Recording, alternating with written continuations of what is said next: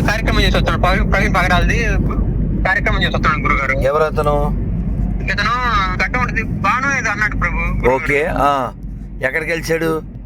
అక్కడ నాకు మాచర్ల సెంటర్ లో మాచర్ల నుంచి వెళ్ళేది రింగ్ రోడ్ కాడ కరపత్రం వచ్చిందంటే నన్ను పిల్లలు నాకు చూపించారు. వీళ్ళు నా కాడికి వచ్చారు గురుగారు. ఎవరు వచ్చారు? ఇతను బాను అని అతను వచ్చాడు.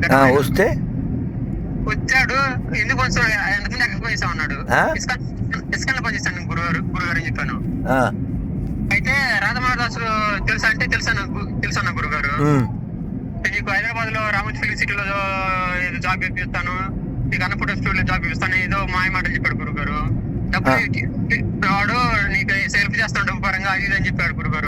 ఎవరు చేస్తారు హెల్ప్? వాడే అన్నాడు గురుగారు, నన్ను బ్లాక్ మెయిల్ పరంగా చేశాడు గురుగారు. కోత పెట్టాడు అతను ఫోన్ ఆన్ లో ఉందని నేను చూసుకోవాలి గురుగారు. అసలు పర్సన్ మీ గురించి కొడుతున్నాడు నాకు అర్థం కాలేదు. అసలు జర్నలిస్ట్ అని నాకు తెలియదు అసలు అతను.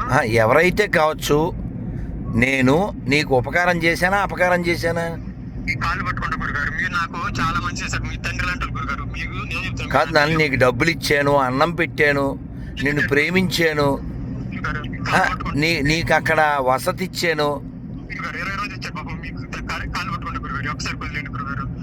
నోటికి ఇప్పుడు కుక్కకి బిస్కెట్లు పెట్టావనుకో, అది కృతజ్ఞత చూపిస్తుంది.